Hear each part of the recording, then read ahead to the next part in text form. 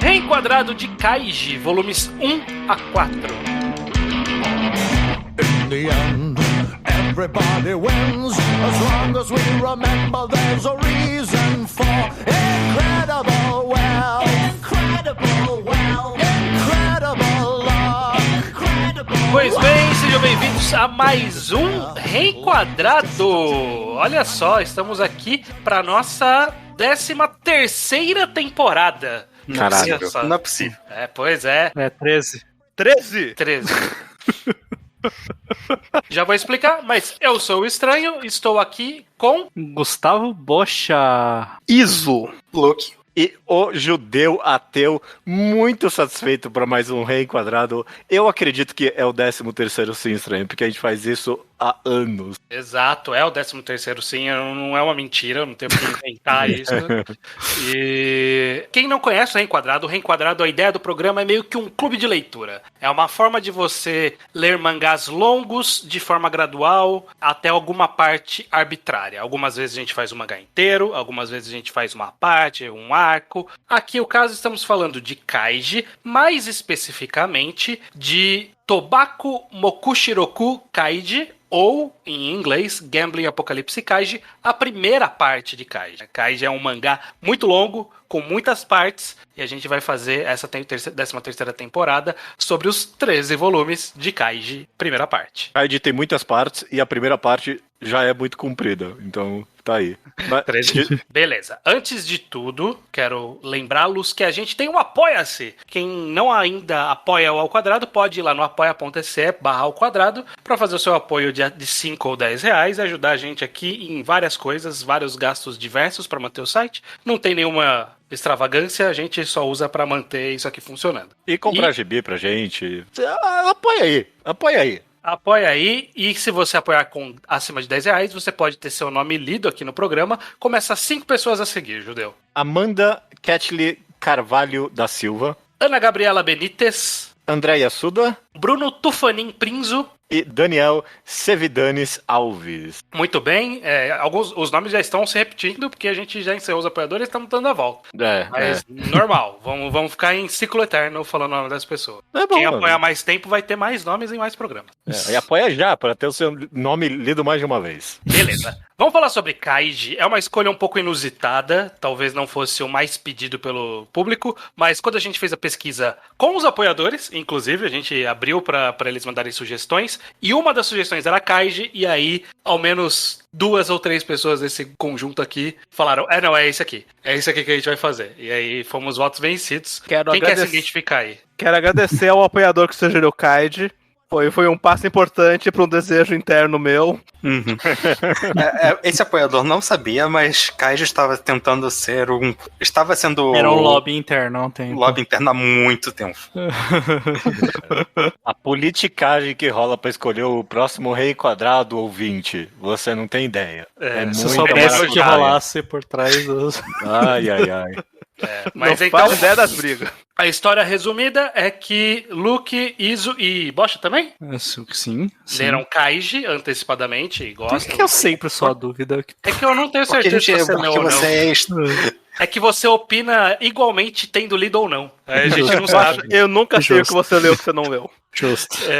E eu e o Judeu estamos aqui na primeira vez embarcando em Kaiji, certo? Uhum. Beleza. Vamos falar sobre esse mangá. Ele é com spoilers sobre esses 4 volumes. E aí, sempre que a gente começa, a gente se situa um pouco nessa história. Eu normalmente pergunto da história das pessoas com o mangá, mas eu quero inverter um pouco a ordem, porque Kaiji, ele se situa num gênero muito específico, né? É um gênero que tem obras famosas sobre esse tipo de gênero, mas não são tantas, não é tão numeroso quanto eu imaginava, porque eu tava tentando pensar em números e eu não consegui achar nada. Não, é pouco.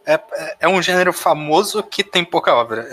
É meio fascinante. Ele é meio que, eu vou pôr umas aspas enormes em um death game, É um jogo da morte. Mas nesse caso aqui não tem morte, né? Diretamente. Ele não é tipo um Battle Royale, que é de você matar as outras pessoas, ou um Squid Game, que se você matar as outras pessoas pode te ajudar ou não. I contest that. É em destruir a vida, mas não no sentido letal. É dele, de você ganhar dos outros e você tá lutando contra o desespero, basicamente, né? Tipo, nesse caso aqui é o dinheiro. Um outro exemplo clássico, que é o mais próximo que a gente consegue traçar, é Liar Game, que é o manga que a gente comentava bastante antigamente até ele terminar mal. Cair na irrelevância, né? Mas ele é pouco nesses gêneros. Vocês que leram o Iz, o Luke e Bosch, vocês chegaram nele por causa dessa premissa, dessa ideia, ou por algum outro motivo? Começando com o Iz. Eu cheguei por recomendação direta do Saka, que já gravou alguns primeiros ao quadrados aqui. Lá atrás. Já era ao quadrado ou ele gravou só Tocast? Ele chegou a gravar Mangá ao Quadrado. O Trit, ele tá lá, por exemplo. Oh, meu Deus, ele tá no triste. Enfim, ele me recomendou diretamente porque ele sabia que eu gostava de Liar Game e desse tipo de mangá. E eu fiquei sabendo por causa disso. Porque aí, quando ele me recomendou e eu fui ver, eu achei essa arte mais feia que eu já vi na minha vida. Eu odeio essa arte. Eu odeio toda essa estética. E eu passei muito tempo sem conseguir ler o mangá por raiva disso. Até que eu fui ver pelo anime. Porque aí, colorido, ele se movendo, eu conseguia tolerar esses designs. Esses narizes horrendos. Então eu tô lendo Kaid pela primeira vez agora. Ah, só tinha visto o anime. Eu sou só do anime de Kaid. Do começo. Quando eu cheguei nos atuais do anime, eu completei pelo mangá, porque aí eu já tinha sido pego pela história. Eu conheço toda a história, mas é a primeira vez visitando no formato mangá. Kaid. E você, Bocha? Lucas, eu li antes ou depois de você, Kaid? Eu não sei, Bocha. Quando que você leu Kaid? 2016? Então eu li depois de você, porque aqui no meu mangá update está 2018, então é isso aí. Tá. Eu não lembro como eu cheguei em Kaid, mas eu acho que eu cheguei em Kaid porque eu estava interessado. Eu acho que teve alguma febre na época de alguma coisa assim, de algum jogo. Deixa eu te perguntar, você chegou por causa de The Genius, a série coreana? Foi, acho que foi por causa de The Genius, a série coreana. 2018 é um ano que condiz bastante com isso mesmo. Sim, eu acho que provavelmente foi. Eu vou falar sobre The Genius em algum momento aqui. Provavelmente foi, em algum momento, acho que talvez o Luke mesmo que realmente falou, então, esse primeiro jogo aí. E aí eu fui ler Kaid. E aí na verdade, eu não me importei com o desenho, porque eu já tinha lido Strongest nem Kurosawa, isso. Então eu já tava meio acostumado, tava de boa. Beleza. E você, Luke, então foi um pouco antes aí, pelo que a história tá dizendo? Inclusive foi, na verdade, sobre certa perspectiva, foi bem antes, porque eu vi o anime da primeira temporada de Kaiju muito tempo atrás. Eu nem lembro quando foi, eu era bem pequeno. E ficou nisso. Eu vi o anime muito tempo atrás e ficou por aí por anos e anos, até que algum dia, e eu não vou lembrar a motivação por trás disso, eu decidi que era hora de ler Kaiju. E aí eu maratonei 90 volumes de Kaiju em uma semana, alguma coisa estúpida nesse nível. Ô, louco. E eu gosto muito de mangá de apostas. É um dos meus gêneros de estimação. Liar Game foi, tipo, um dos primeiros mangás seinen que eu li na minha vida. E daí em diante era sempre algo que eu gostava de correr atrás. Mangá de mind game, de aposta nesse sentido, sempre foi uma coisa que me cativou. O famoso seinenzão psicológico, né? Um tipo específico de seinenzão psicológico. Sim. Mas exatamente. Mas e aí eu li Kaiji e estou acompanhando o Kaiji desde esse momento que eu maratonei o mangá, e é um dos meus mangás favoritos. Perfeito. E eu e o Judeu estamos chegando aqui pela primeira vez. Judeu, você já leu outra obra do Nobuyuki Fukumoto, que é o autor de Kaiji, né? Você disse que já leu o Kurosawa também, né? O Strongest. Eu quero dizer que eu li vários mangás do Nobuyuki Fukumoto, então também tinha essa incentivo para ler Kaiji. Exatamente, estranho. Eu também, assim como o Bosch e o Luke, eu também li o Strongest Man Kurosawa, mas honestamente eu li há tanto tempo que é como se eu não tivesse lido. Eu mal lembro se eu li o final ou não. Eu acho que eu li o final porque eu lembro da icônica página dupla dele segurando a formiga, mas eu provavelmente li quando eu era jovem demais pra entender esse autor. Hoje em dia eu completamente entendo todos os personagens e a gente vai falar provavelmente um pouco de política durante esse podcast, porque pra mim ele capta tão bem meio que a mentalidade de um maldito da classe trabalhadora, sabe? Eu acho que provavelmente Kurosawa é muito mais sobre isso até do que o próprio Kaiji, então eu provavelmente não tava na época pra entender. Kaiji é sobre isso de maneira um pouco mais metafórica, porque a premissa é mais... É mais absurda, né? Kurosawa é bem mais... Provavelmente, eu não lembro direito, mas eu lembro dele ser tão depressivo, sabe? Então nada acontece. E Kaiji, hoje em dia eu tô muito mais na vibe. Eu fiquei muito feliz no final, apesar de eu tá querendo fazer o reenquadrar de outro mangá. Eu fiquei muito feliz que Kaiji foi escolhido no final das contas, porque eu com certeza é um buraco na minha leitura de mangás, é famoso, é conhecido, ficou mais famoso ainda depois do anime, é usado como referências em mangá toda hora, né? Todo mangá de comédia que alguém perde uma aposta, tem ali a caricatura do Kaiji pra fazer a piada. O Fukumoto na verdade, a caricatura do Fukumoto, né? Do estilo artístico dele. Ele tem muitas obras. Ele tem muitas obras que são de apostas, não no estilo Kaiji, né? Mas ele tem muito de Mahjong, por exemplo. E tem uma espécie de Fukumoto verso em que os personagens de vários mangás desconectados fazem cameo um no outro. Acho que Kaiji não faz, mas tem o Akagi dele que aparece em outros mangás dele também. Não, poderia ser literalmente protagonista de qualquer mangá dele. Mas ele criou essa cara de apostas é com esse cara, né? Perder a aposta é com esse cara. Exato.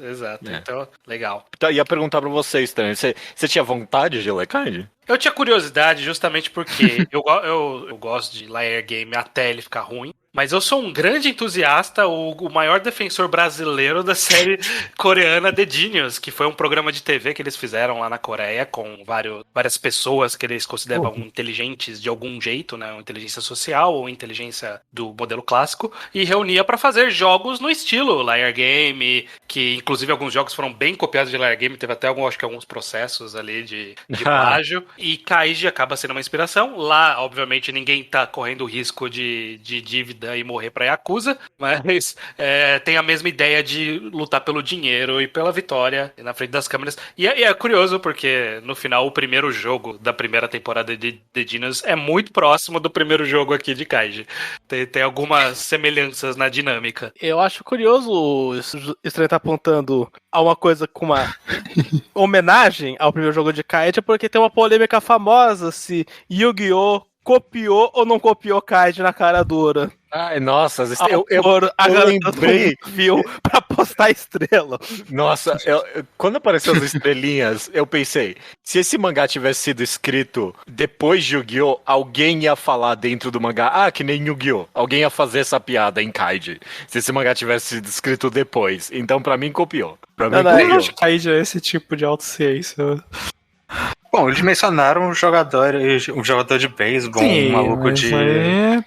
pessoa, não, né? Tô de sacanagem, não é esse tipo de piada que tem em Kaiji, mas tipo, qual é, vai? Eu copiou sim, eu lembrei de Yu-Gi-Oh! Na hora. É a situação do Exame Chunin e Exame Hunter, todo mundo sabe que é cópia. Mas algumas pessoas batem mais forte que outras. Exato. E valeu o registro, o Squid Game, que é o Round 6 em português, ele... falar Round 6 em português. É muito estranho, realmente. Ele é claramente inspirado também em Kaiji, ele ativamente foi citado no criador como inspiração. Então meio que Kaiji, ele orbita, tudo que envolve apostas de alguma forma, ele orbita ali, né? Então, por ser esse expoente de um gênero com poucas histórias, porque eu acho que a gente, só aqui nessa conversa, a gente citou tudo que a gente conhece disso. Sei lá, o que mais dá pra citar? Kakegurui, tem Alice in Borderland. Tem o Zogoi. Eu lembrei do horrível Doubt. Lembra Doubt? Um pouquinho. Doubt não é aposta, é só Death Game. É Death Game. Não, se tem Death Game, tem Battle Royale. Aí tem outros subgêneros. Ok. Tem o Zogoi. One Out. One Out é tipo... Tem os outros 1000 mangás do Fukumoto. Mas aí eu queria começar justamente por aí, porque... Tem Kakegurui. Kakegurui. O Judeu citou o Doubt como muito próximo, mas eu sinto que existe... eu acho que eles estão, sim, num grande subgênero, mas que tem uma separação clara ali entre aqueles que valem a morte e aqueles que são apostas, por algum motivo que, mesmo que a dívida seja quase o equivalente à morte, ainda assim matar pessoas não é parte do jogo. Também tem mangás de aposta que são da Free Games e tem mangás de aposta que não são, basicamente. Tem mangás de aposta que não tem esse formato que cai de outros mangás. Mas eu sinto que a grande separação é que, pensando, por exemplo, em Battle Royale ou Squid Game, a grande preocupação é quem vai ser o maluco que vai te matar, que vai resultar na sua morte instantânea. Enquanto esses outros casos, como The Genius, como Kaiji, como era a Liar Game, é mais como essa pessoa pode me enganar pra me fuder dentro desse jogo. O que é uma dinâmica um pouco diferente sobre a profundidade disso, né? Porque enquanto a morte é muito mais primitiva nesse sentido, a enganação ele é muito mais social. E aí eu acho que acaba resvalando nisso que você comentou, Judeu, no comecinho, você deu a entender, né? Como o Kaiji acaba resvalando muito nessa dinâmica das interações sociais, de confiança e de valorização do dinheiro, valorização do próximo, né? Ele tá numa dinâmica diferente do que só a morte. Eu acho que tem uma boa intersecção entre os dois gêneros, que enquanto tem os Battle Royales da vida em que é dar o tiro no cara pelas costas, o Alice in Borderland é sobre enganação, é sobre passar a perna e jogar bem o jogo, sabendo que o cara que perder vai ser executado na sua frente. Sim. Mas você tá enganando... Mas ele tem que fazer dentro das regras, né? Sim, mas faz dentro das regras. E as regras é mentir, as regras é ninguém pega em armas. Então acho que tem uma intersecção, eu considero um pouco o Kaiji um death game, porque eu acho que ele tem mais em comum com jogos que o perdedor morre do que tem em comum com saque, por exemplo. Mas eu acho que ele tá num lugar especial no gênero dos death games, por ser uma morte bem mais indireta, um destino pior que a morte, por assim dizer. Excelente ponto aí pra mim, isso, porque é mais interessante do que parece essa separação que você colocou estranha aí, porque alguém fala, não, obviamente é tudo death game, alguém pode falar isso, porque, você ficar endividado por 6 milhões de ien é coisa que morrer, sabe? Mas, justamente, pra mim, um dos pontos sendo feito em Kaiji é justamente isso, né? Esse mangá, pra mim, até agora, tem sido muito sobre o dinheiro, né? Justamente esse ponto esse é um dos pontos sendo feito, de que você ficar com uma dívida dessa é a mesma coisa que a morte. Então não é que, não é a mesma coisa. Não, esse é o ponto. Sabe? Esse é um dos pontos sendo feito. Kaiji é sobre dinheiro. Quem perdeu o jogo, perdeu a vida. Talvez não a literal vida, mas perdeu a vida. Acabou a sua vida. Eu acho que dá pra discutir isso quando a gente for falar mais do mangá, mas existe um gradiente bem presente nessa discussão de anime que a gente tá tendo, que existem várias interseções, basicamente. Tem mangás que tratam de assuntos de formas parecidas, mesmo que não estejam chegando no mesmo lugar exatamente. Tem Battle Royales que são o mais puro possível, tipo o próprio Battle Royale, que é só literalmente matar pessoas. Tem vários que são mais baseados em joguinhos elaborados, mesmo que não apostem necessariamente, mas são tipo regras muito mais complexas e feitas para criar essa disputa mental. E tem outros que vai indo nesse fundo até chegar em coisas como Kaiji, que é diretamente aposta usando dinheiro e tudo mais. E essa conexão com dívidas. E Kaiji e Liar Games são muito parecidos, por exemplo, nesse sentido. Se tem uma intersecção interessante, talvez mais do que isso, na verdade, nesse gênero no geral, é a mesma coisa que eu penso no gênero do survival, que é qual é a natureza humana? É para isso que essas histórias estão sendo escritas, né? Sim. Qual é a natureza humana? Em uma situação extrema, né? Exato. Quando somem as regras normais da sociedade, são introduzidas novas, qual é o comportamento natural, né? Qual é o comportamento... Em survival, eu penso que qual é o comportamento primitivo, e talvez a diferença, sei lá, que em jogos qual é o comportamento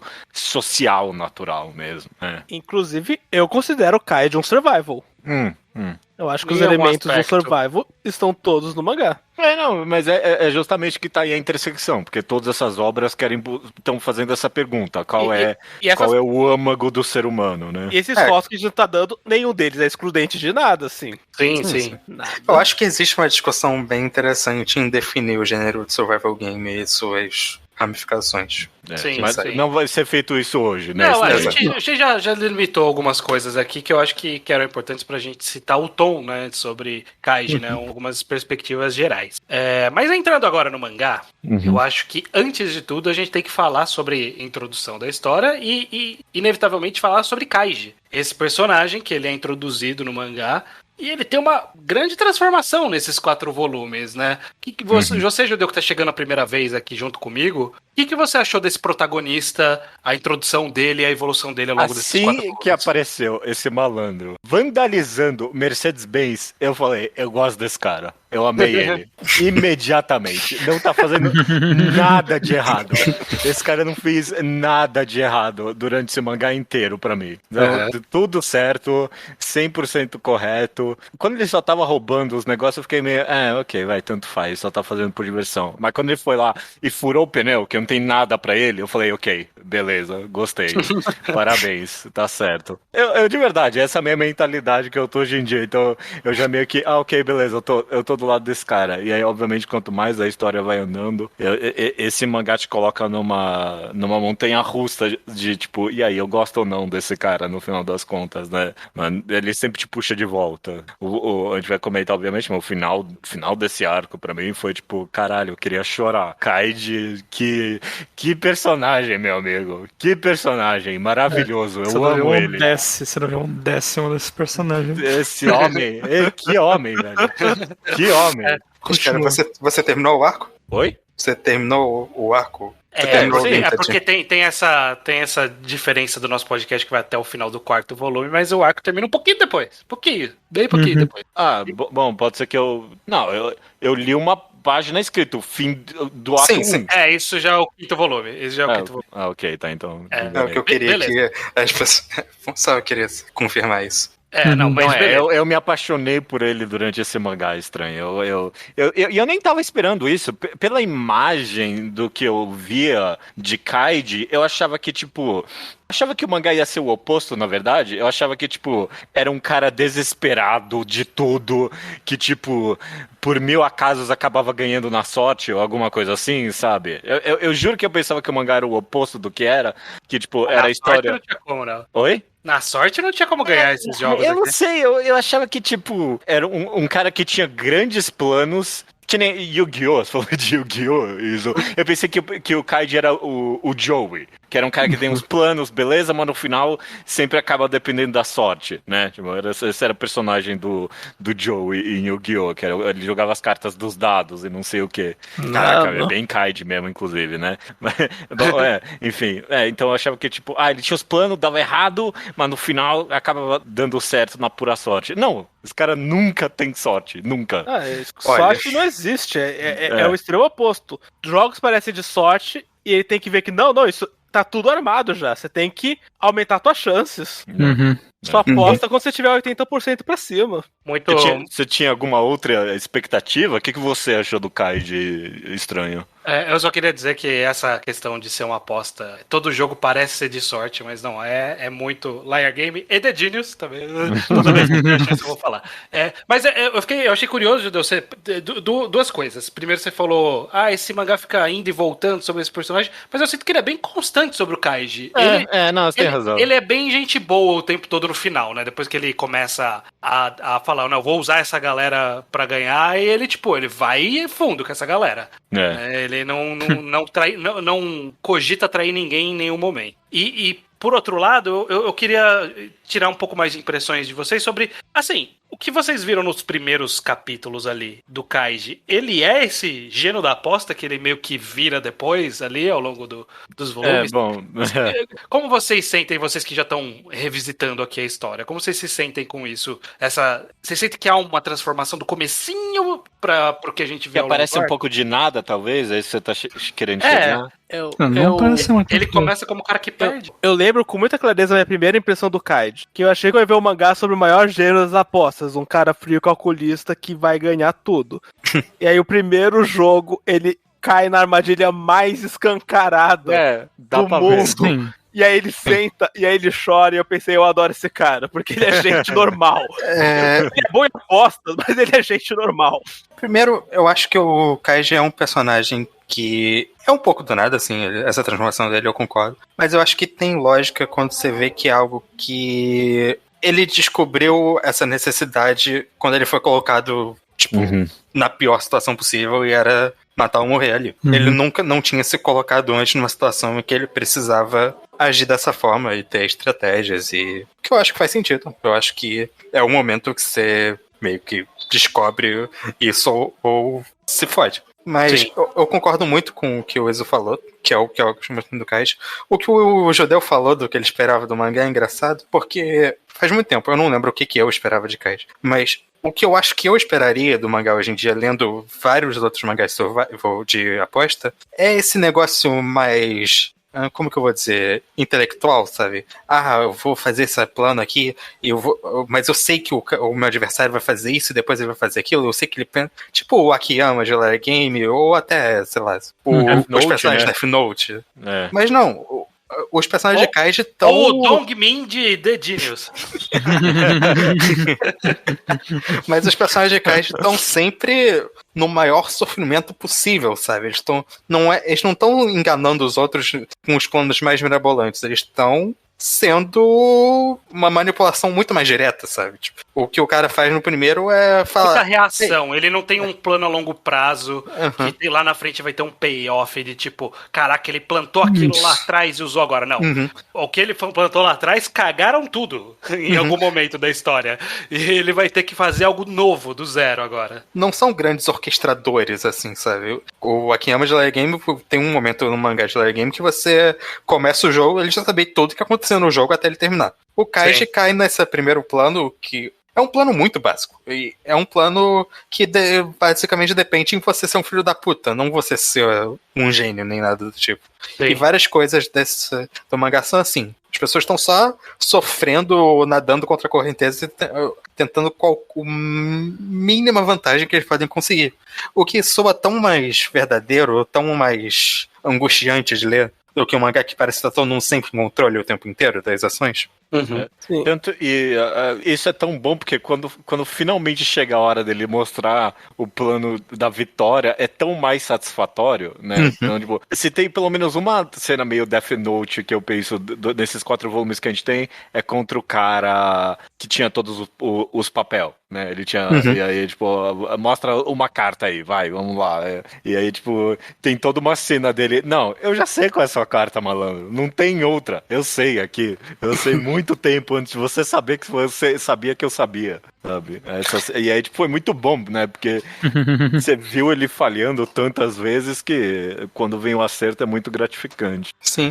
A outra coisa que eu queria falar do boneco, antes de, só pra não deixar passar, é que vocês perguntaram o que eu acho, se eu gosto do personagem. O Kaiji, e dele ser uma pessoa boa e tudo mais, o Kaiji pra mim é um dos meus tipos de personagem, de protagonistas favoritos, que é o personagem que ele não quer ser uma pessoa boa. Ele fica puto quando ele vê os outros e ele pensa, eu não quero ter que ajudar esse cara, eu não quero ter que ser a pessoa legal que vai salvar esse maluco. Mas ele não resiste, porque tá muito na natureza dele ajudar os outros e ser essa pessoa com a moralidade pra isso, sabe? E eu gosto muito dessa dinâmica de personagem que não consegue evitar fazer o bem. Não consegue evitar ser a pessoa decente, por mais que todo mundo inteiro e até ele mesmo esteja falando pra ele que é a coisa errada a se fazer, porque você sai perdendo nessa. Ele ainda assim acaba sempre ajudando o máximo possível os outros. Ele só fode alguém quando é pra salvar alguém, né? Mas eu quero falar sobre o Kaiji também, que o Estranho fez a pergunta sobre o que eu acho dessa evolução dele na perspectiva de quem sabe toda a jornada dele. E a minha noção do Kaiji é que ele é sempre um cara que, pra ele ser realmente bom, ele tem que ser colocado muito na parede. Ah, sim. Ele passa a impressão de que se eu chamasse ele pra um truco, ele não ia me dar um cacete em todo o jogo porque jogou 1000 vezes. Porque não ia estar valendo nada. Exato. Você tem que primeiro dar rasteira nele pra ligar. essa chave na cabeça dele. Então ele passa a ideia muito de um sobrevivente mesmo. Exato. De alguém que não quer estar sempre ligado, sempre com 1000 defesas, tentando pensar o máximo de passos. Que ele quer estar de boa e é colocado nessas situações em que o jogo vale demais. Concordo. Você, Bosch, o que você pensa sobre o Kaiji, essa evolução? Basicamente foram ditas bastante coisa, mas eu acho que um ponto principal que tem que comentar aí é o quanto ele, na verdade, é tratado como um personagem ingênuo. A ideia dele é que ele é ingênuo em todos os pontos, inclusive nos próprios planos dele. Que ele não enxerga coisas porque ele não tá esperando o pior das outras pessoas, em alguns casos. E é engraçado porque é o que o Yakuza fala. Ah, esse aí é o tipo de cara que olhou pra mim e falou, nossa, como ele é bonzinho. Ele é completamente ingênuo. Eu não acho que isso é um spoiler, mas se você tá perguntando o que é o Kaiji, isso é uma característica fundamental do personagem que vai ser por centenas de volumes. Sim. Mas na ingenuidade nasce a força dele. Eu só fiquei levemente incomodado dele ter alguns planos que são muito mais complexos do que o primeiros capítulos fazem parecer que ele era capaz de bolar. Tem alguma dissonância aí, sim, eu concordo. Eu não senti que quando ele perdia os jogos lá pros amigos dele... Mas aí era truco de bar, ele não precisava... Então, eu entendi, mas ele podia, né? Ele podia ter uma pista de que ele tinha algumas ideias boas, mas não, no final pulou só pro final, mas tudo bem. No final... Quando você estabeleceu esse novo personagem do jeito que ele é, eu gosto desse novo personagem mais do que eu gostava do anterior, né, do cara bobão e que perde todos os jogos sempre. E pra um cara que ele bola alguma coisa, ele tem umas ideias, mas ele vai perder também porque ele tem a inocência ainda e a ingenuidade e não consegue pensar tão à frente assim. Só uma coisa rapidinho que você comentou aí pra mim, Luke, de que você gosta que ele é um personagem que não quer fazer o bem, né? E é uma das características que eu percebi e eu amei, que é porque o Kaiji, ele é acidentalmente marxista. É isso que ele é. Porque isso. Chegamos nisso. Acho que é inevitável. É inevitável. Mas porque, deixa eu fazer o meu ponto, porque exatamente não tem a ver, não é que ele é muito bom, não é que ele não tem nada a ver com moralidade. É porque é exatamente isso. Toda vez ele é colocado numa situação em que a escolha materialista é tipo o bem de todo mundo, sabe? Um dos momentos favoritos pra mim desses 4 volumes é quando foda-se, o carinha gordinho de óculos ali rouba a carta e, tipo, perde e aí volta, tipo, e ele, caralho, mano, tipo, não tem outra opção. A única saída é trazer esse cara de volta e continuar lutando pelo bem dos 3 juntos, sabe? Tipo, não tem a ver com ele ser um ser com moralidade superior, é a decisão materialista daquele momento, sabe? Tipo, a decisão o bem de todo mundo é o bem de todo mundo, sabe? Ele chega a essa conclusão. O 4º volume termina com ele falando, não, vocês vão sair daqui e eu não. Não, isso definitivamente é um ponto que está acontecendo em Kaiji várias vezes. A força do poder em grupo é basicamente um tema desses 4 volumes, assim como um tema desses 4 volumes é a ideia de que do mangá inteiro é que o culpado real é a Tei-Ai. São eles que estão... Nem tá nomeado aqui ainda. É verdade, né? A organização se chama Tei-Ai. Não é um spoiler, pelo amor de Deus. Mas se estragasse alguma coisa. Ele vai lá e quando chega no final ali, Bosch, ele vai lá e soca os malditos traidores de classe. Mas o cara que tava ali ainda sofrendo, ele trouxe de volta, meu amigo. É verdade. Mas porque várias vezes ele vai estar... Porque ele é materialista nesse sentido, mas é que às vezes ele vai fazer o bem pra uma pessoa em oposição ao bem dele. É isso que eu tava mencionando também. Isso acontece, isso vai constantemente também. É que aí vem da minha análise, ele nunca fala isso objetivamente, mas que ele faz o bem pros outros porque o bem pra todo mundo é o bem dos outros, né? Sim. Mas o que você falou é verdade, porque esse poder do grupo é muito presente no mangá e tá de fato ali. É algo que isso é uma constante em Death Game, desses de apostas, né? Que quando ele tem esse conjunto de regras que... isso é a parte que eu gosto, inclusive, que é regras muito simples, mas que tem todo um conjunto extra de regras que emergem dessas regras simples pela dinâmica das pessoas. E normalmente as regras que nascem das regras simples é que se todo mundo colaborar, todo mundo se dá bem.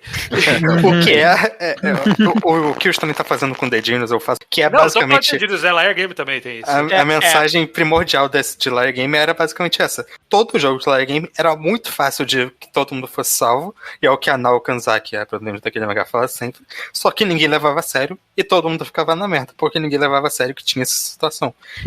E é o que acontece aqui. É porque exige, não é nem de levar a sério, é que exige confiança. Exige confiança. E a base desse mangá é que ninguém quer confiar em ninguém ali, né? Porque todo mundo, é do gênero, na verdade, né? Ninguém pode se expor a um desconhecido sem garantias. A gente não tem um garantidor, exceto a própria pessoa e a palavra dela. E isso acaba sendo, no caso da história e no caso da nossa sociedade, um reflexo de como são as pessoas na realidade. Porque o capitalismo põe a classe trabalhadora para brigar entre si. Sim. Essa é, pra mim, a grande mensagem anticapitalista de Kaiju. O Judeu falou do mangá marxista.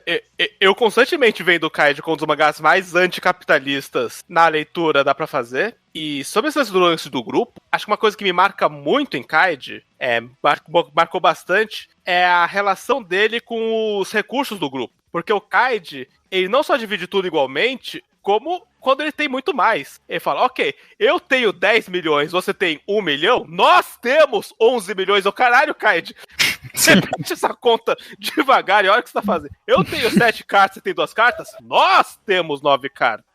Ele sempre dá muito mais e deixa bem claro que todos os recursos são completamente coletivo. Isso é verdade.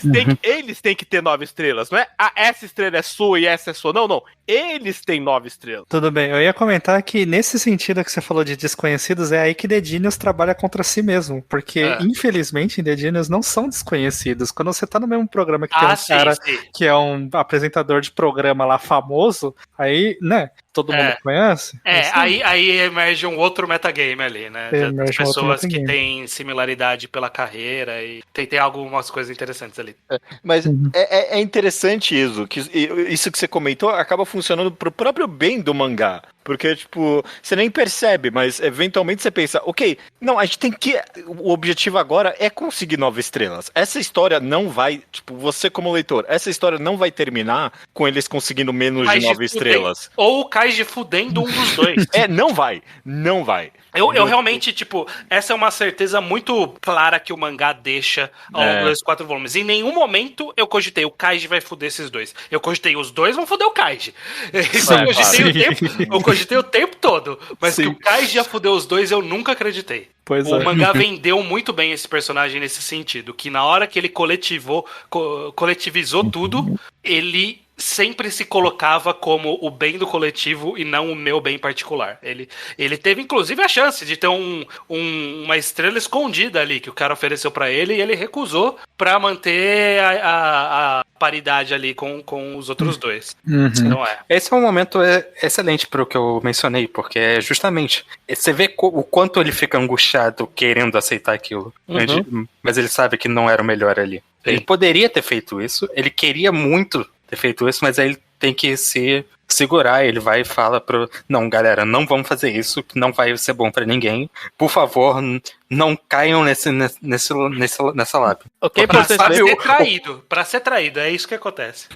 Porque ele sabe o quão fácil é ser cativado por esse tipo de oferta. Sim. E o que é importante porque o Kaiji, ele é um personagem bom e coletivista tudo, mas ele não é santo. Ele tem tentação, ele tem vícios, ele é bem gente como a gente nesse quesito. Sim. O ponto que o mangá tá fazendo pra mim é que a conclusão mais lógica é a coletividade. É isso, sabe? Tipo, não tem a ver com moralidade, não tem a ver com ele ser uma pessoa melhor do que todo mundo, tem a ver com o raciocínio puro. A opção mais lógica é a gente trabalhar junto, sabe? Contra os malditos. É um pouco, todo mundo pode ser um Kaiju. É sim. Inclusive porque o mangá tem essa outra mensagem, que é outra mensagem, mas é muito conectada ao que a gente tá falando, que é basicamente tomar as rédeas da própria vida, sabe? Sim. É grande... É até escancarado. O Fukumoto tá escrevendo diretamente pra gente. Coloca em balão de narração e fala, é isso aí que eu tô dizendo nesse mangá. Que viver essa vida sem rumo, sem fazer nada, em que você tá só sendo oprimido pelas instituições, não vai ser bom, não vai... Você precisa fazer alguma coisa. E às vezes essa coisa é essa coletividade, se juntar com os outros pra ganhar. E sobre o quão difícil é isso, né? Porque sim. Principalmente, todo mundo já ouviu na vida, toma conta da sua vida, toma as rédeas, sabe? Não é um clichê social tão óbvio, né? Eu concordo que Kaide tem esse dedinho na cara do leitor, você também, toma a rédea da sua vida, toma conta, sabe? Mas ao mesmo tempo que ele toma de tarefa pro mangá de mostrar o quão impossível é isso no final das contas também, né? E deslustrar bem as ilusões, como tem o sistema fazendo o Kaide achar que coisas estão ao alcance dele não estão de verdade. Tem várias ilusões que o Kaide, todo mundo no jogo, tem que quebrar. Acho que todas as regras do jogo tem uma ligeira metáfora pra... A gente acha que o mundo funciona de um jeito, mas olha como ele realmente funciona. Sim. Nossa, logo no comecinho do mangá, a metáfora, eu achei perfeita a metáfora da cesta de basquete ali, sabe? Você não... Você vive num mundo de todas essas ofertas de bens de consumo e tal, e é basicamente alguém colocando uma cesta de basquete que é impossível de jogar uma bola nela, né? Por isso que você vive essa vida sem rumo. Bom, pra mim, só nessa pequena metáfora ele me agarrou pelo pescoço mesmo. Eu completamente captei a mensagem dele. Sim. Tanto que eu acho que o mangá meio que... Ele está dizendo pra gente que esse navio, ele é meio que uma metáfora pra vida normal deles, basicamente. O quão contra eles toda a sociedade está agindo, o quão faz com que as pessoas tenham que brigar entre si. Inclusive com a participação da figura que vem falar, vocês têm que cumprir a meritocracia aí, ó. O cara faz o cara que explica as regras faz o discurso mais babaca da história. E a galera, realmente, né, a gente tem que tomar as rédeas da nossa vida. Caralho, vocês estão numa situação limite, filhas da puta. Se revoltem contra esse cara. E o cara só, eu tenho poder demais, então... Não tem que ajudar nenhum de vocês se ajudam sozinhos. De fato, não podemos cobrar nada dele. Claro que pode, vai se fuder. Então, Vocês não podem fazer. É que no final é basicamente a ideia de que não dá pra confiar nas pessoas que estão acima de você. O que ele tá sendo escroto falando isso e não tá exatamente errado. Não, ele falou, se eu falar uma coisa, eu posso mentir. E ele pode mesmo. Ele pode. Eu gosto muito nessa questão dessas armadilhas que a gente vê, como quando os dois falam pro Kaide que a gente fez a conta, tem estrela pra todo mundo, então vai dar tudo certo. Aí o Kaide fala, se tem estrela pra todo mundo, vão passar a perna na gente. Aí eles descobrem que vai mesmo, que eles estão forçando scarcity, que eu tô faltando a tradução. Falta de escassez. Estão forçando escassez de estrelas pra não permitir a cooperação. E aí todo mundo acha, mas se tem estrela demais, eventualmente se equilibra? Não, porque quando alguém tem estrela demais, eles tiram do jogo pra ninguém ter acesso à estrela de quem tem. Você só pode roubar a estrela de pobre, você não pode roubar a estrela de rico, porque o rico, quando fica rico, sai completamente do jogo. Eu achei muito bom essa parte. Sim, de fato. Vamos começar então. É muito. Eu acho que no final o jogo ele acaba sendo um pouco menos importante do que todas essas dinâmicas, mas ele é do jogo que nascem essas dinâmicas, né? E eu queria fazer uma conversa rápida sobre as regras do jogo e como eles são implementados na história, no sentido de, vocês consideram que para um primeiro jogo ele é um jogo que cumpre o seu papel de apresentar esse tipo de dinâmica? Ele é muito complexo, ele é muito simples? O que vocês acharam até aqui, Luke? Você que... Aliás, pode ser o Luke. Você que é muito fã de Liar Game. Como primeiro jogo aqui, o que você sente dessas regras do já quem pôde, 4 cartas ali, e é isso? Eu tô falando... A gente tá fazendo toda essa discussão temática aí de política ou de personagem de Kaiji, mas eu ainda...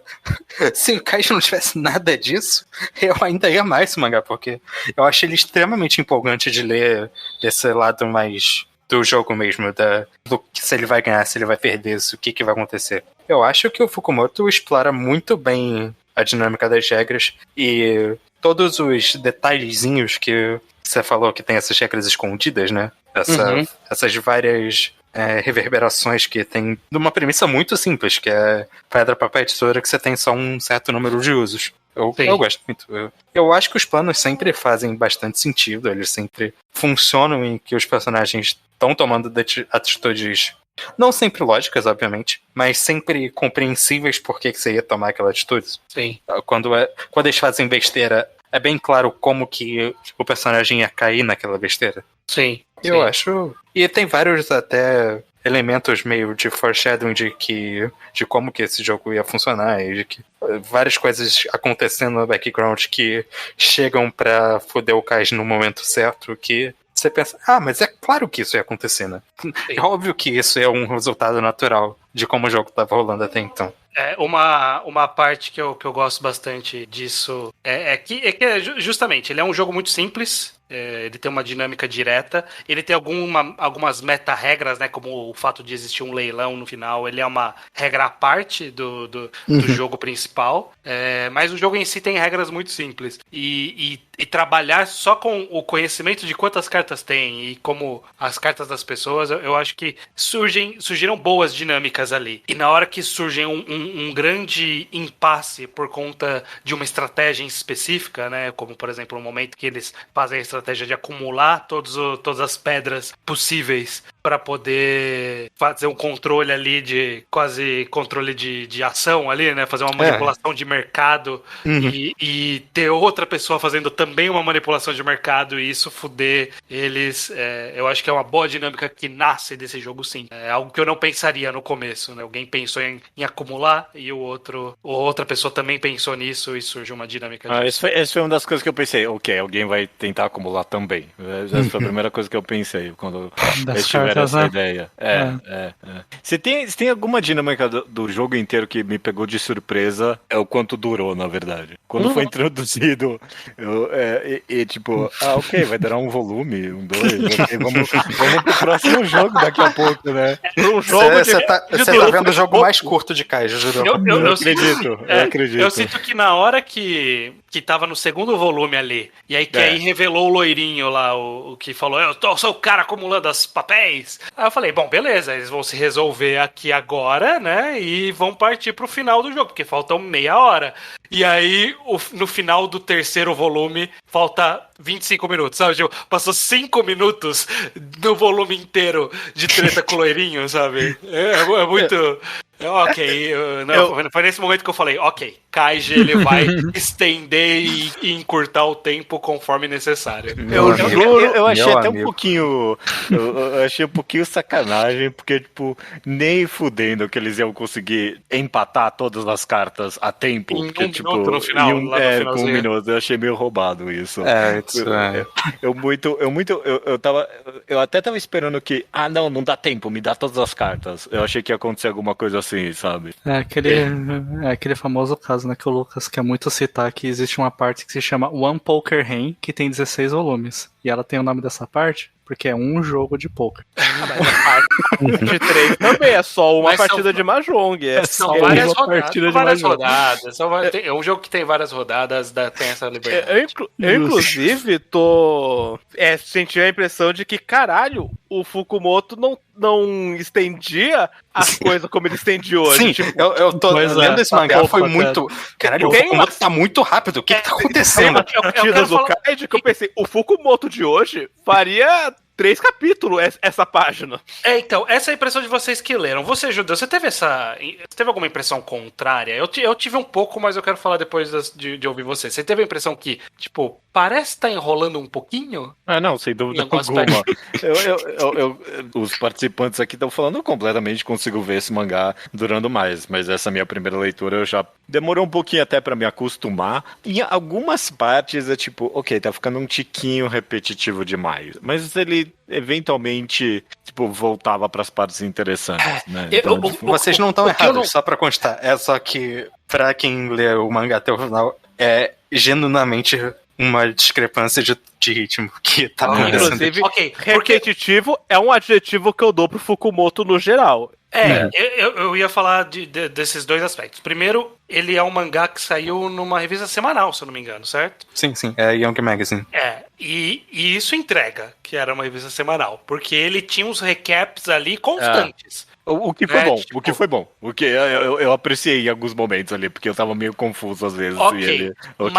Mas ele também tinha, é uma das poucas vezes na minha vida que eu segui essa característica, que é, às vezes eu olhava como tava o rumo da conversa, e eu sabia, eu tinha já entendido o que ele tava explicando. Só que ele continuava explicando. Tipo, ele não quer deixar brecha pra você inferir nada. Ele quer que você tenha certeza das conclusões dos personagens. Então, às vezes era um pouquinho verborrágico demais. Sim. Pra ele explicar aqui, por que a sua carta só pode ser a tesoura? Ou o papel, eu não lembro. Legal. Uhum. Lá no meio, eu já tinha entendido qual era a conclusão. Exato. No meio da frase. Explicar. Eu entendi onde você tá indo. Então, pode acelerar. Não, eu vou explicar passo a passo de como não melhora. Carta que sobrou. Ele não vai melhorar nesse quesito. Dito isso, eu respeito porque, em, sei lá, 50% do tempo, eu meio que preciso da explicação até o final. Então, às vezes eu acho que vale a pena, porque às vezes que eu não preciso, eu sinto que tem gente que vai precisar. Essa cena mesmo é estranha, por exemplo, rapidinho só, eu concordo com você, mas tipo, quando ele falou, eu já sei qual a carta, eu chutei a carta errada. Eu, tipo, não. Quando ele falou, não, já sei qual é. O meu raciocínio foi, bom, com certeza não é o papel, porque eles têm um monte de papel, então só pode ser uma das duas. Aí eu pensei, não, eles falaram que eles estavam colecionando pedras, então com certeza só pode ser a pedra, não sobrou tesoura mais. Esse foi o meu raciocínio. Aí quando ele mostrou o papel, o que? Como? Ele tá cheio de papel, qual é a lógica? E aí, tipo, ele explicou toda a lógica, ok, realmente só podia ser o papel. Agora, mas lá no meio ele já tava chegando nessa conclusão. Sim. Agora, pra mim, esse até que no final foi ok, mas toda a discussão pra explicar por que o cara marcou carta. Não, eu tenho 3 motivos pelo qual eu sei que você marcou carta. Cara, um motivo tá ótimo. Me dá um motivo só. É que ele precisava convencer as outras pessoas. Não, é fácil. Vira a carta e olha se ela tá marcada. Não tem segredo. Isso inclusive, é outro... Se a gente tá pegando alguns problemas, esse é um outro que, tipo, ok, às vezes tem um que é meio detetivesco no meio desse jogo aqui também, né? E às vezes é algumas coisas que você poderia deduzir, às vezes não. Tipo, o que o cara tava marcando as cartas. Não é impossível também, sabe? Não dá. E tem algumas coisas assim que me incomodam um pouquinho. O bullshit, né, tirado do cu, que o cara, não, eu guardei meu dinheiro nas joias aqui. Não dá. Esse já é fora dos 4 volumes. Você do outro. Dando spoiler pro estranho. Não, eu li. Mas é fora dos 4 volumes. Então todo mundo leu. Então, no final das contas, vocês leram. Claro, eu queria saber qual acabava. O nome do volume é do 1 ao 4, mas todo mundo leu 5,5 ali. O 4,5 é o primeiro ali, ato, né? É o primeiro ato. Não, 5,5. Primeiro ato, ok. Quem não leu e ouviu o spoiler... Tem um mini spoiler ali, mas não tá claro pra você o que é. Mas esse é meio que tirado do cu. E ao mesmo tempo, nesse mesmo... Já que a gente tá falando desse trechinho, pra mim, parecia estar claro que você não podia só sentar a porrada nas pessoas. E aí, meio que a conclusão do arco eu vou sentar a porrada nessas pessoas até elas me devolverem o dinheiro. Eu achei um pouquinho, tipo... Então ele podia ter feito isso desde o começo? Sentando a porrada na galera, sabe? Ok, beleza. Mas eu acho que tem um valor temático nessa revelação meio ótimo que vocês estão comentando, só pra constar. Uhum. A gente falou bastante dos jogos, falou bastante do Kai, a gente até meio que falou da conclusão. Eu acho que o último aspecto que eu queria comentar é sobre esses pequenos antagonismos que surgiram na história, né? Tem esse primeiro cara, vocês lembram o nome dele? Eu não vou lembrar o nome. Funai, que é o cara que engana no começo, depois engana no final, aí tem o loirinho lá no meio, e Não, aí a gente fala sobre esses trechos. Um é depois? É depois. Bom, já foi. Quem não leu, é o primeiro ato inteiro, ok? Quem não leu, a gente vai comentar do primeiro ato inteiro, até a metade do 5º volume. Beleza. Eu vou bipar a parte que eu falei, e agora daqui pra frente tá valendo. Se você não leu, corre ler meio voluminho e volta pra cá. Primeiro sobre... Vamos por ordem de importância. Primeiro o loirinho. Judeu, você gostou do loirinho como um adversário ali? O cara... Ou só foi... Se eu tenho pra comentar algo, no geral, na verdade, de todos esses antagonistas, é que eu constantemente gostava do quão nenhum antagonista saiu por cima, sabe? Tipo, constantemente todos eles se fudiam junto com... Ou junto ou paralelamente com o protagonista e, tipo, todos eles eram rebaixados eventualmente, sabe? O loirinho, eu adoro quando o Kaiji senta ali do lado dele e fala, eu sou seu Messias agora, ok? Eu vou te salvar, ok? E maravilhoso. E é o tempo todo isso, com outro cara ali, com um cara que engana ele no começo. Que delícia que esse cara volta e fica desesperado, sabe? Então todos esses... Tipo... É meio engraçado, né? Pensar que ele voltou. Como que ele ficou tanto tempo sem conseguir pegar mesmo o otário? Ele não queria, ele tava lá pra acumular, né? Ele tava acumulando estrelas. Ele tinha, sei lá, 8. Mas se ele era experiente do jogo passado, como que ele não soube das cartas, de simplesmente se livrar das cartas, sei lá, tipo... Não, o jogo mas novo, né? Mas é que o objetivo dele era ganhar no desespero da galera no final. E meio que daria certo se não fosse por esse garoto enxerida. Esse garoto enxerida, exato. Especificamente, eu não tenho muito pra comentar em nenhum deles. Eu gosto só dessa característica geral de que todos eles são rebaixados eventualmente pelo jogo ou pelo Kaiji. Luke, e você? Algum desses antagonismos você acha digno de nota? Quer puxar algum comentário sobre algum deles? Pra mim, o antagonismo... Agora a gente pode, né? Então, do Andou e do Furuhara. Tá completos, pelo amor de Deus. Telegrafado, né? O tempo todo falando, esses arrombados vão fuder esse pobre assalariado, que não é nem assalariado. esse pobre desempregado. Proletário desempregado aí do Kaiji. Vão fuder esse cara, eu tenho certeza. Mas é algo claramente telegrafado, sim, mas é muito... dá uma reação visceral na gente quando você vê acontecendo. E o Fukumoto faz algo... Especialmente o Endo.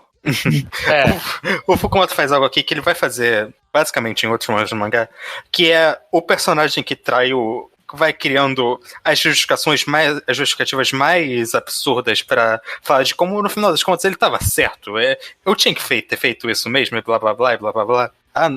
Tentando se convencer a si mesmo que ele tava sendo uma pessoa ok. E não tava, ele tava falando abobrinha pra se justificar pra si mesmo. Era uma conclusão egoísta no sentido de que ou ficam nós três com dívida, ou só o Kaiji com dívida, né? Então acho que meio que é uma boa decisão ou deixar só o Kaiji com dívida. Sim. Escravizado ali, trabalhando forçado. Mas no meio desses aí, eu ainda odeio mais ainda o outro cara. O cara que colocou o Kaiji na dívida. Que pariu, velho. E tipo, ele constantemente... Ele, pra mim, é construído como o personagem mais patético de todos. Porque o outro, ele traiu, mas beleza. Esse cara, ele constantemente é levado só, sabe? E ele é burro.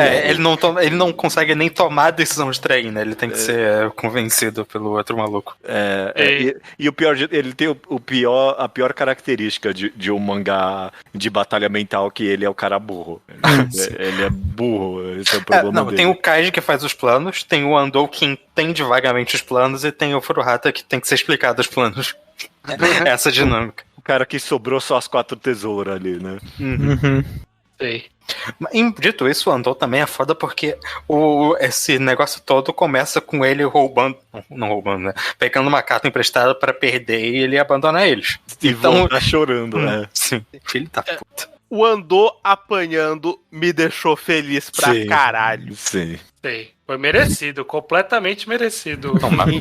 Inclusive, eu segui as regras do podcast, eu não li o restinho do 5º volume, mas eu lembro, até hoje, do Andou apanhando no anime, o quão aquilo me deixou feliz. Memória que eu nunca esqueci. Filha da puta. E se tem algo pra comentar já dessa parte final, já que a gente já tá comentando, foi aí pra mim que Kaiji se revelou ainda mais como politicamente acima de suas inspirações. Eu penso muito, por exemplo, no Squid Game, sabe? Que ele é todo anticapitalista, não sei o quê, mas ele é tão derrotista, isso que ele é no final das contas, sabe? Tipo, não termina bem Squid Game, sabe? Termina com o jogo seguindo como é. E pra mim, a última ação do Kaiji ser, tipo, um dedo do meio enorme pro jogo, sabe? Não pros jogadores, não pra galera que traiu ele, pro jogo, sabe? Não, foda-se o dinheiro, foda-se tudo. Eu quero tirar aquele cara, que eu nem sei quem é direito, eu só sei que ele tá fudido. Eu quero salvar o cara merda. E acabou aí, sabe? E aí o ato final dele esmagando a dívida na mão, maravilhoso. Foi um dedo no meio pro sistema, não pra ninguém especificamente. A gente sabe que não vai ter adiantado nada, porque ele tá nas próximas partes. Tem dívida. A gente leu esse arco inteiro, pode ser chamado da radicalização de Toukaiji. Foi isso que aconteceu ali. Ele aprendendo que não dá pra você confiar quem tá acima de você. Confie só nos seus semelhantes. E olhe lá. Nem seus semelhantes. Perfeito. Beleza. A gente vai... Esse primeiro arco... discutir passagens específicas de enredo, acho que nesse ponto já é irrelevante, a gente estaria se repetindo. Mas acho que a gente tá caminhando aqui pra mais alguma jornada de mais 2 programas dessa primeira parte, né? Vão ser 13 volumes. Eu acho que, se eu não me engano, a contagem vai ser mais 4 e depois mais 5, né? Isso. Essa é a e proposta. mais 2 atos? É uma pergunta honesta. Mais ou menos. Tem tipo, como mais ou menos? Te aparece a página, fim de ato, que nem apareceu nesse? Eu não acho que vai aparecer. Eu não acho que vai ter uma diferenciação entre ato 2 e ato 3, mas tem uma outra separação muito forte entre. Com algumas perdas de tempo, assim, vão ter essencialmente mais 3 jogos. Ok. Tá 2 vão estar num programa e um vai estar no outro, no seguinte. Perfeito. Isso. Beleza. Então a gente vai caminhar para isso, mas começo promissor para os tipos de discussão que a gente tem por aqui, né? Acho que vai ser... Tô bem empolgado. Vai ser interessante, né? Se tiver mais dinâmicas similares.